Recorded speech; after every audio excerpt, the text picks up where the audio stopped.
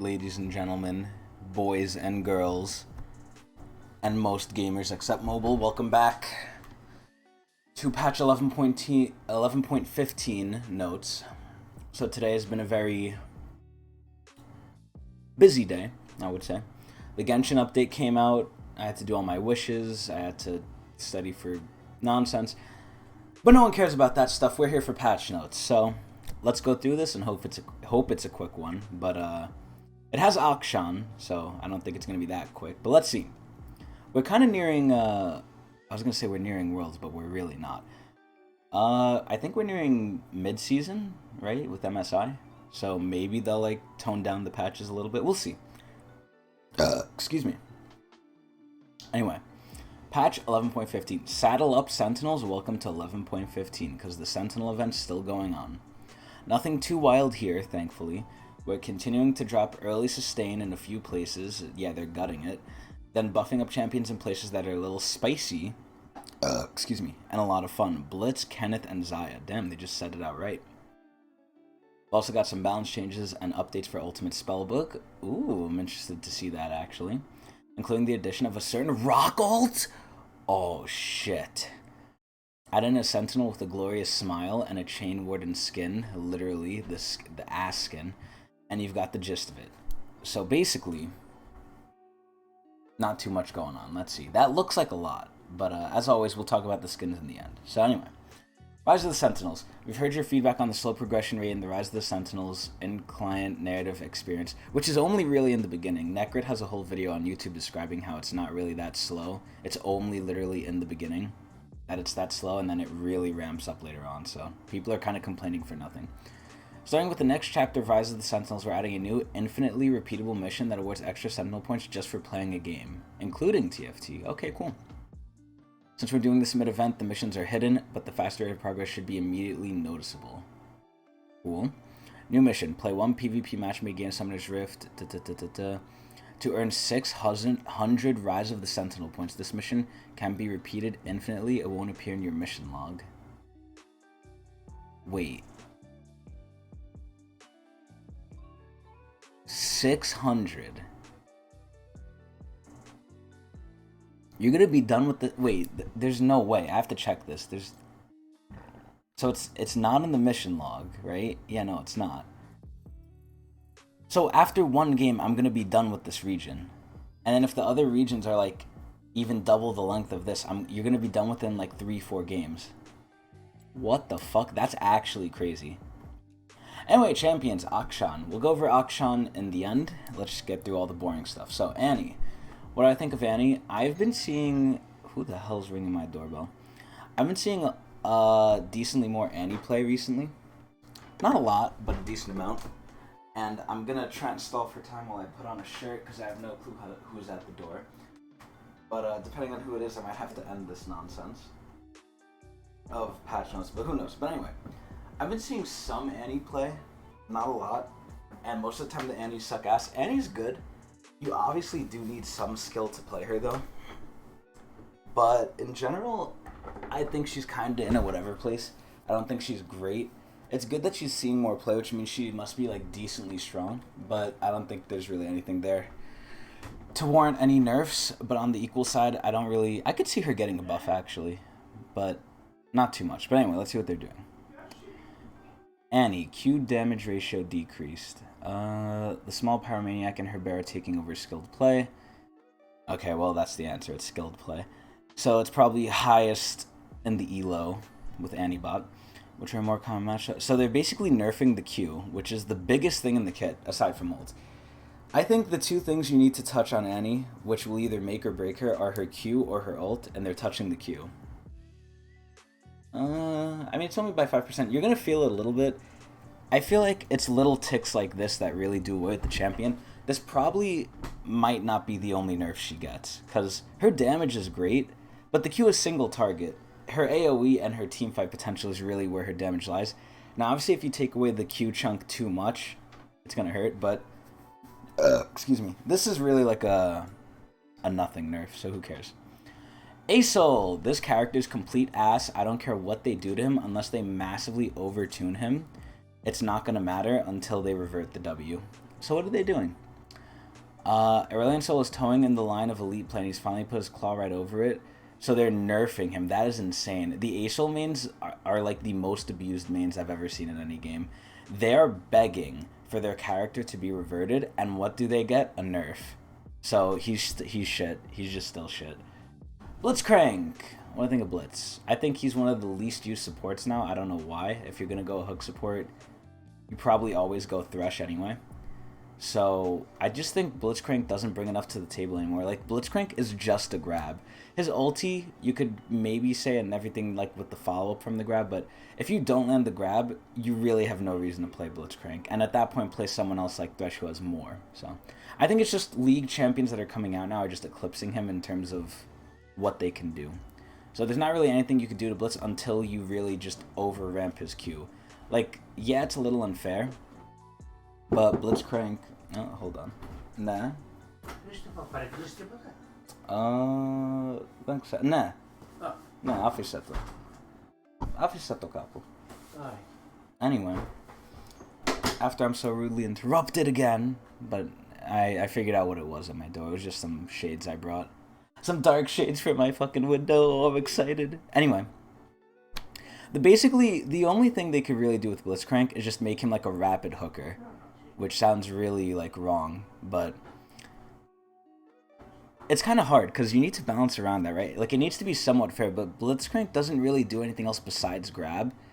And they already, like, the best thing I guess they could do is just reduce the mana cost. Reduce the mana cost of the grab, or reduce the cooldown, but cooldown's really tricky. So the most you could do to buff Blitz is just, I guess, reduce the mana cost. But let's see what they're doing. Blitz has been cranking out pretty low lethality in the early and mid game. Yeah, because, I mean, I guess he's supposed to with his grabs, but I guess they mean damage. Considering he's got a flashy fist, it should feel more rewarding when it actually hits. Yeah, you're getting hit with a giant metal fist. So to polish him off, we're also giving him a thicker metal skin. So he's getting tankier by a little bit, which is, I guess, good. He could take more abuse. And then the Q damage from the rocket grab is going up, both in base and scaling. The scaling I don't really get, because you're incentivizing people to build AP, which I think is wrong, but I guess people like to troll. And then the base damage is going up by 20, which I guess is okay. I mean, is it 20 uniform? Yeah, it's 20 uniformly. This really does nothing. Blitzcrank is still ass.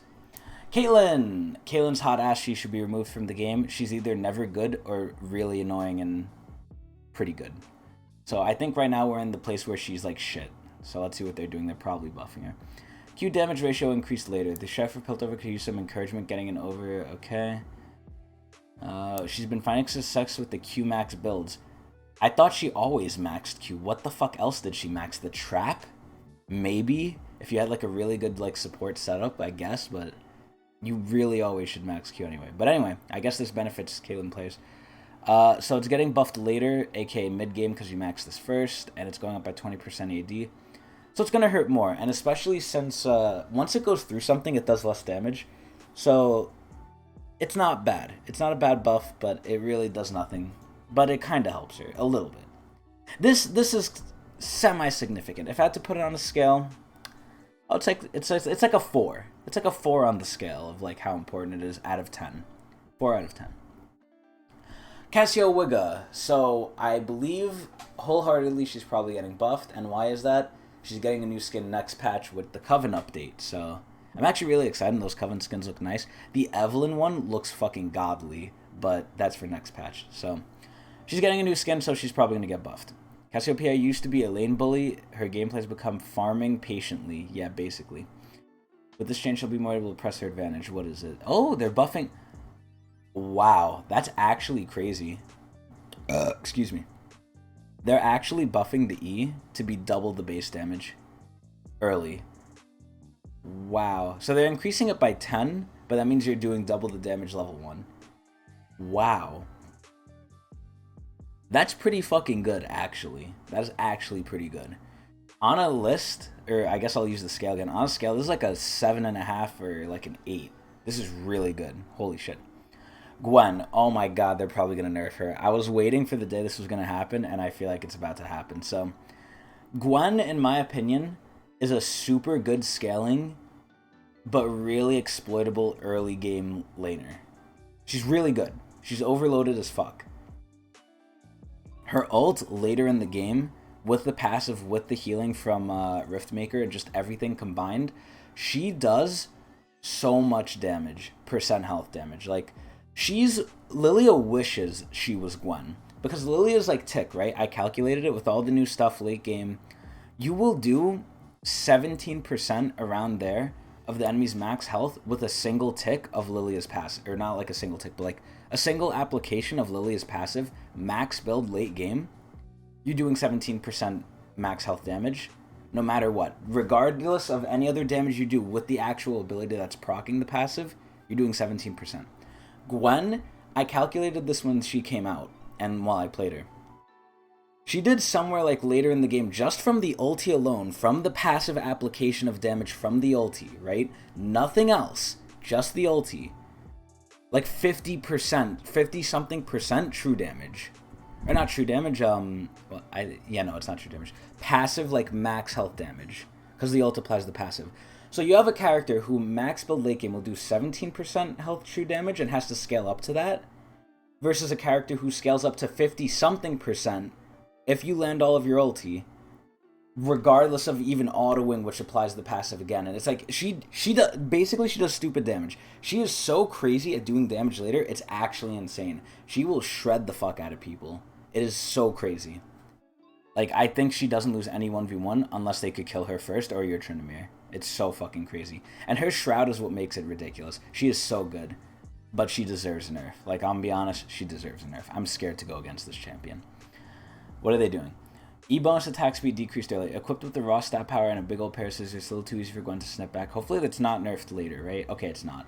So what people were doing was, I think they were maxing E, which I max Q anyway, so it doesn't matter to me, but this makes sense. This taps her power down a lot, because they basically half the E-bonus attack speed. It's not a great nerf. It's not a big one, but it's one that is definitely going to be felt when you use the E. But I still don't think it brings her in line. I feel like eventually they're going to touch her damage, which I don't want them to, but I feel like they kind of have to. It is actually insane how much damage she does. But I love it, because I really like Gwen. Irelia. I don't know how the new Irelia sits. I've seen Irelia. I mean, I felt like she was always good. I didn't think Irelia was ever really bad. It's just she's like very... They made her more skillful. You need to be more skilled to use her. And I am not one of those people who's skilled enough to use her. So I don't even try to fucking play her. But I honestly don't know. I don't know what the fuck they did with the rework from last patch. The mini rework. I don't know if it's good. I don't know if it's bad. Let's see. Irelia. After a good vision, 11.14's patch notes.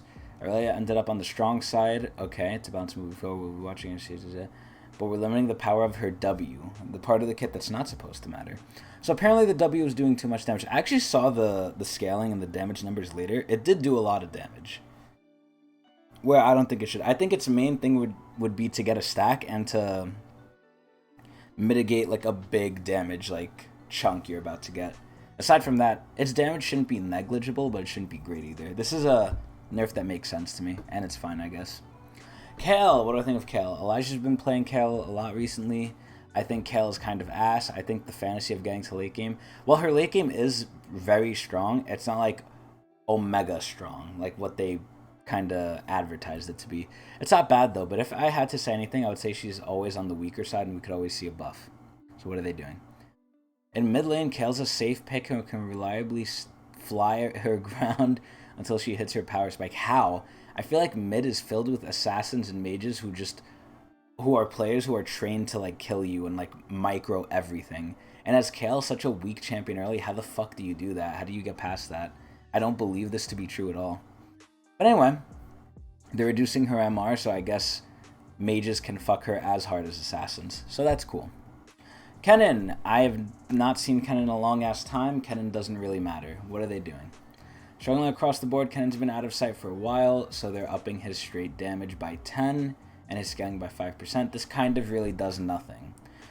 Der Kaiser. What do I think of Der Kaiser? I think Der Kaiser's...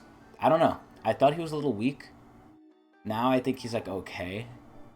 But they could go either way. I honestly don't know. Let's see. The Iron Revenant's been having trouble standing up to the current fighters in top lane, so we're passing more durability. W cooldown decreased. Stored post mitigation damage from damage dealt increased. Okay. So they're reducing it by 2 seconds early. Okay. Just going down to 8 seconds. That's really good. Pretty good change. Stored post-mitigation damage from damage dealt, 45. So you get more incentive to actually brawl. Instead of taking damage, you're actually more incentivized to deal it because you store more from dealing damage. So this is good. Great change. Doesn't help him too much, but not horrible. Pretty okay. Nidalee, this champion's ass. I don't care what they do to her, she's ass. Unless they overbuff her Q. What are they doing? Nidalee is known for being fierce, but as of late, her performance across all levels has been anything but. Yeah, they suck. With more health, she should be less afraid to bring out the cougar against her prey. I don't think that's the problem. I think the problem with Nidalee is it all revolves around 1 to 2 aspects of her kit. Do you land the Q, which is 1, and is the mark on them, which is 2? Because the Q applies the mark anyway. The only other way you apply the mark is with the fucking bushwhack, like, trap thing.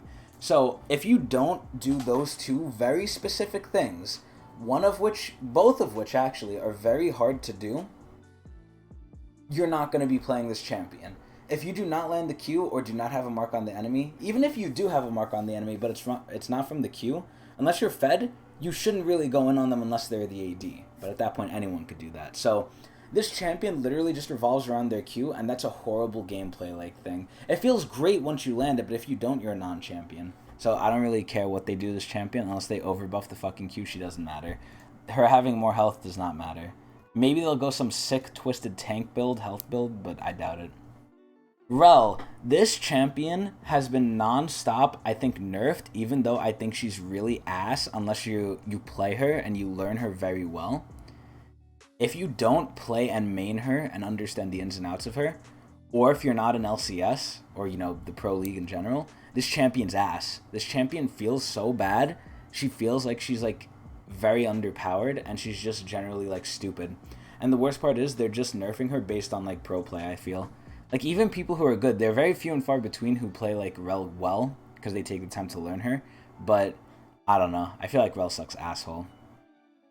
Rel is a champion who brings disruption and fury to her foes, especially when she's able to pull out her full combo in extended fights, but she's been weak across all levels of play. I feel like that was always the case. We're reverting her 11.15 nerf, so she'll be able to crash down on her opponent's tough in the fight.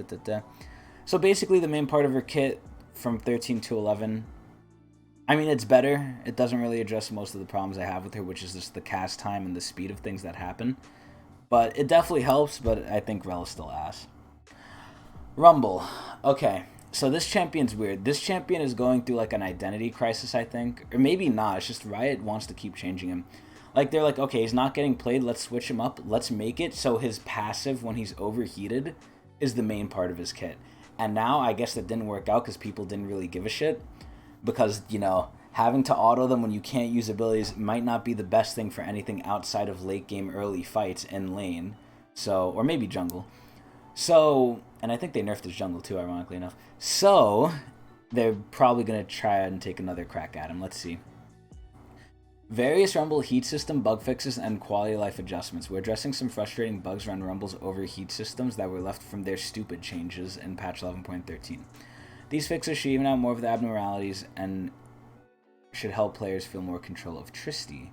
Fix the bug where Rumble's heat would start decaying at inconsistent times instead of 4 seconds. That is a huge thing, and I'm surprised that was just changed now. That was just fixed now. Rumble now immediately overheats upon reaching 100 heat instead of having a short window where multiple spells could be cast before overheating. That's a nerf. That's literally just a nerf. What the fuck? You could cast more spells and then overheat. I mean, I guess if you want to overheat immediately, which why would you? It's always better to cast the spells when you're in danger zone. This makes no sense, but it seems like a nerf. Rumble's heat no longer resets to previous values when undoing shop purchases. That's just a weird bug. Now correctly indicates overheat duration of 5.25 seconds. This is stupid. An Electro Harpoon. Stops moving when targeting Electro Harpoon at extremely long distances. Okay, so Rumble basically got no changes. Shyvana! I've been seeing decent amounts of Shyvana, and when I always see them, it's usually AP. I feel like they need to fucking buff AD at some point if they ever want it to survive. Otherwise, Shyvana's basically just an AP champion. And she's only an AP champion once she's an ult. Aside from that, Shyvana really doesn't matter. Unless she's an ult and she's AP. So, what are they doing? Shyvana could use more oomph in her 1-point wonder, so we're buffing her Q to help her clear speed and really dig her teeth into enemies. So they're buffing AD. We're also adding in some AP compensation. so that both of her builds can benefit equally. Oh, wait a minute. Okay. So the Q cooldown's going down, which is flat out better for AD builds no matter what, so that's good. The first hit damage now has a 35% AP ratio, which is great. Second hit, 25, so that's great. So now actually, when you build AP Shyvana, you might go like, semi on hit with Nashor's Tooth, because she actually has decent scalings on the autos now with the Q, and you could get the Q up a lot. This is actually insane. They made Shyvana AP just like the stupid you cast the fireball and that's it, that's AP Shyvana, to you cast the fireball and now Q is involved too. This is actually a really interesting change, and I think it's actually healthy and good. It might be OP, it might not be, but either way, it makes Shyvana more viable as AP, because people are going to fucking go it anyway. So might as well like give it something to not feel like complete fucking ass. This is a great change. I like this. Sylas. So Sylas, I've been seeing a lot of Sylas play. His main strength is as he scales, he becomes like a fucking nuisance, doesn't die, and can steal your ult. I think he's actually pretty good. He probably is going to get a nerf. Let's see. Sylas is a versatile dueler who does what he does a little too well, healing his way through fights. Yeah, that's the way I imagine Sylas too. He just sticks around and doesn't die and is like a meaty bitch. Often swinging the battle to his advantage, often catching his opponents off guard. Although sustain is an important part of his kit, enemies should be able to find some kink in his armor. Moving some of his sustain power over to his chains? What? How? Wait, so the Q has more damage, better scaling. The W heal is going down in base amount and scaling, and the maximum heal is going down as well. By a decent amount, too. Jesus Christ. Okay, so they just gave him more damage, less healing. That's fine. I think that's fine. Sylas should not live as long as he does and do the amount of damage he does. He should do, like, either less damage for the same amount of healing, or more damage and less healing. I agree with this change. I think this is okay. Syndra. Let me think. What do I think about Syndra? I think she's alright. I think she's decently skill capped. Honestly, I don't know if she's weak or strong, so I think she's alright though. Let's see what they're doing. Syndra's 10.13 mana nerf was intended to bring her down in pro play, but it was only somewhat effective. It was causing painful detriment to her early game. Oh, I can imagine. So now that she's not really in pro play, they're reverting the change because people want to play Syndra because she's cool and hot. Okay, so just a straight buff. This is actually a pretty good buff too. Not bad. Thresh. I don't know. I think Thresh, I mean, again, he's the better hooker of the two, of Blitzcrank and him. So, like, you would really only go him, but I don't know if he's strong because of that, because you don't really have many other options. I feel like a good Thresh is pretty good, but not, like, overly dominating. But, I mean, that's like a skill expression, though. But I don't know. I honestly don't know what they could do to Thresh. I could see either way. Probably not. I can't imagine them nerfing him, though, honestly. But let's see. With all the tools to keep his friends alive, Thresh is one of the best at peeling enemies off otherwise vulnerable allies. Well, yeah, but you need some of those. Recently, he's been dominating pro play. Okay, so it's just being used a lot, so they're nerfing E. Okay, wow, that's surprising. 11 to 13 to... I mean, yeah, the Flay was kind of up a lot. But I feel like the Flay has such a limited range of use, where you either have to be on top of the AD, or to use it you have to be in really close range of like whoever you're using it on. So, I mean, I guess I kind of agree. Maybe he flays a little bit too much. His peel is really, really good. With like, oh, everything in his kit can peel. His Q can peel, his W can peel, his E peels, his ult kind of can peel too. So it's like everything in his kit can stop an enemy from getting to the AD in one way, shape, or form. Excuse me. He's like Nautilus, where almost everything in his kit has some sort of CC. But in Thresh's case, everything in his kit has some sort of way to help his teammates stay alive. So honestly, seeing this change, it doesn't really irk me too much. I think it's okay. Viego. So this is the big thing. We're going to see if they like or don't like the new build he's going. I'm assuming they're going to like it because it's nothing that seems, like he's not supposed to be doing it. It's just something that's, like, different. It's like, the Kraken Slayer build is more of, like, an assassin build. What the fuck is it called? The Divine Sunder build is more like a healthy build.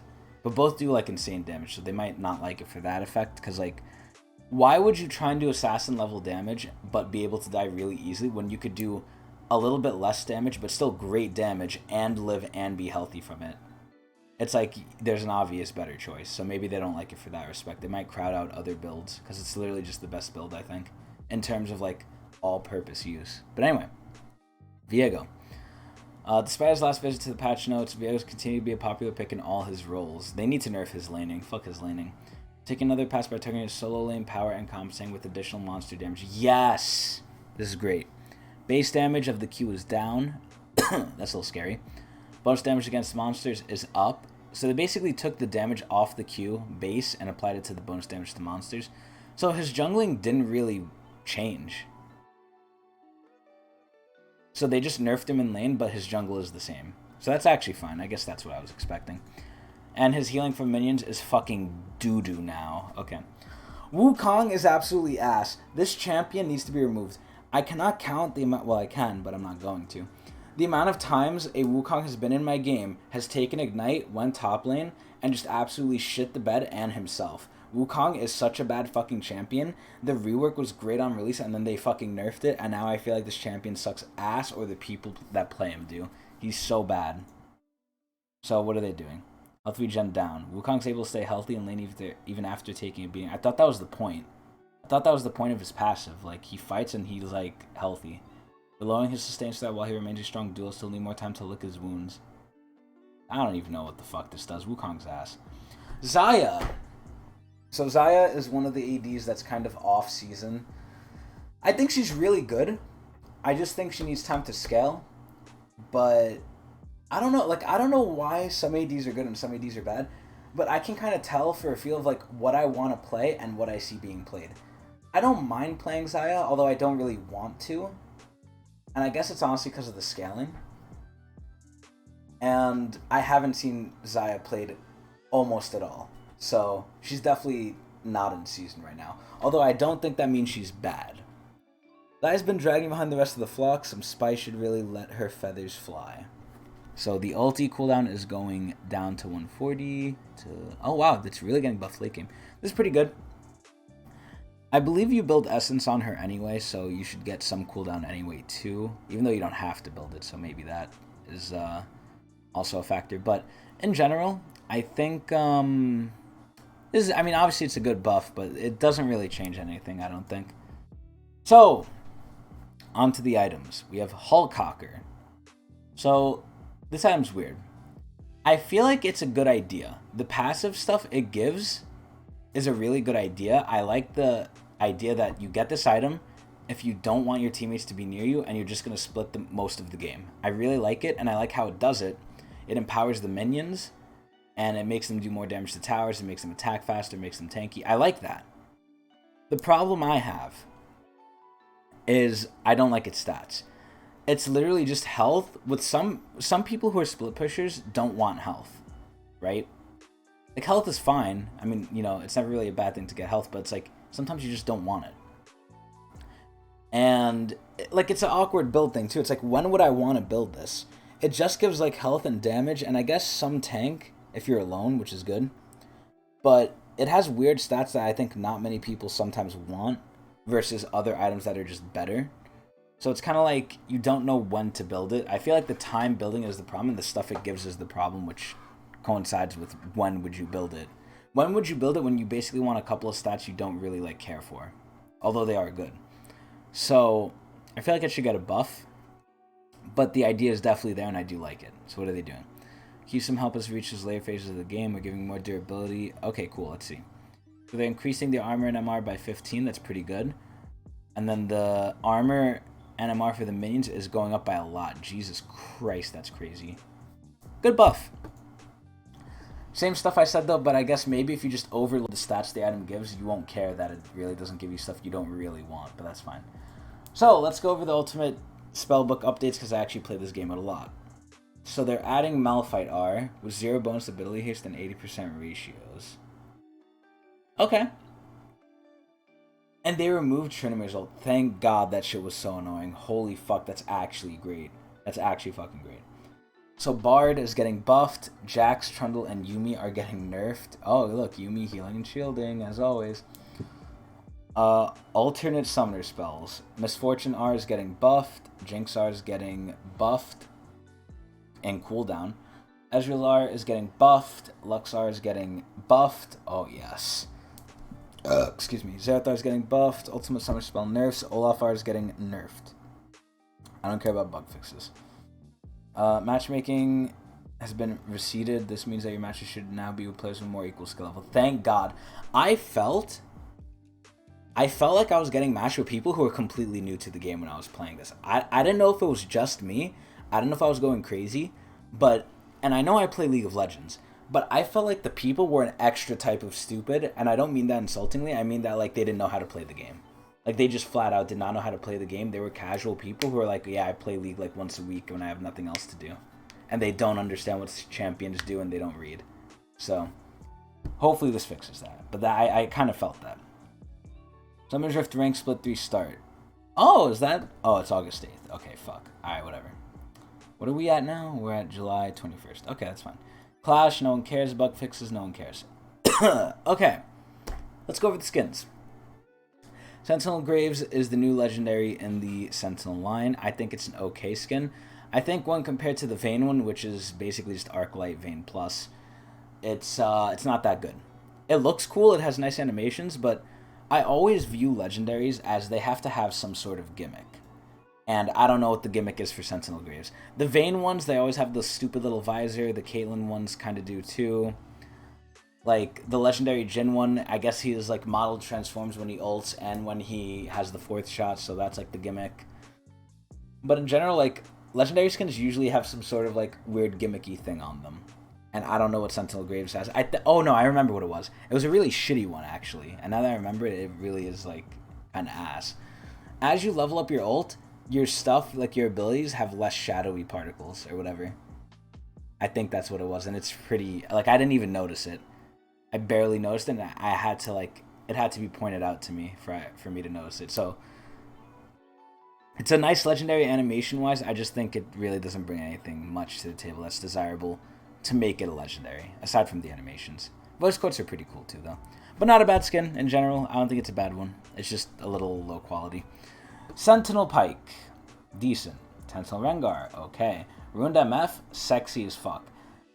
And Unbound Thresh, the skin is ass, it's stupid, and they really just put it in to fill up the pool with more useless skins. So you could get this for free in the event for 300 tokens, I think. But it changes nothing, but I think the model, like the base model changes to look like that, but all the effects are basically the same. It's a 750 tiered skin. Because after the event, it's going to cost 750 anyway, so it's a shit skin. And any skin you have for Thresh is better than this one. Unless you just like the look, I guess. I don't know. What they need to add into League, this is kind of off topic, but they need to add a skin roulette. Where, like, okay, you pick this champion, you can, like, pick your favorite skins, and then you choose, like, a random skin from your favorite skin to load into the game with, but you don't know what it is. If they added that, I'd be very happy. And I feel like they really should. And then we have Akshan. So, I guess, kind of going backwards, his Cyberpop skin, really good. I actually like this more than his base. And it's the second of the Cyberpop series, I believe, along with Zoe. But now let's talk about Akshan. So... let me pull up his page if I can to make this easier. Ability rundown. Okay, cool. Let me open up Google here. Let me get this open real quick so you guys can see what I'm talking about. Bada bing, bada boom. There it is. So Akshan, the newest Shuriman hot man who's shirtless. I mean, it's the desert, so I guess it makes sense, but he really reminds me of just suave Indian men. He really reminds me of, like, suave, sexy, cool, nice Indian men. And hey, more inclusion the better. I have no problem with him. I think he's really cool. I actually really like him. I just think sometimes he's a little corny and cheesy and doesn't fit up to his thematic of, like, hey, I'm a good guy, but I don't follow the rules, but I'm a scamp, but hey, I'm good in the end. It's like, it's a little played out and it's a little annoying, but it's not bad. So his passive is basically kind of like a Vayne W passive. It's a 3-hit passive, and once you hit it, once you hit the 3rd proc, you get a shield, and it does extra damage, right? Yeah, it deals a burst of physical damage, and they gain a shield if you hit a champion with it.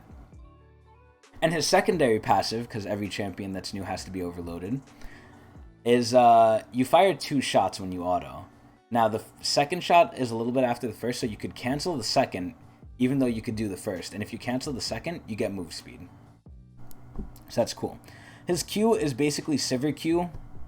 You have to throw it, and then the more people you hit with it, the further it goes. It's okay. It's decent poke. Now remember, Akshan, and I didn't mention this yet, Akshan is like being portrayed as a mid laner, which I think his kit definitely is around, for sure. But I think he could go top. I don't think he's meant for the AD role, kind of, and I'll mention why in a little bit.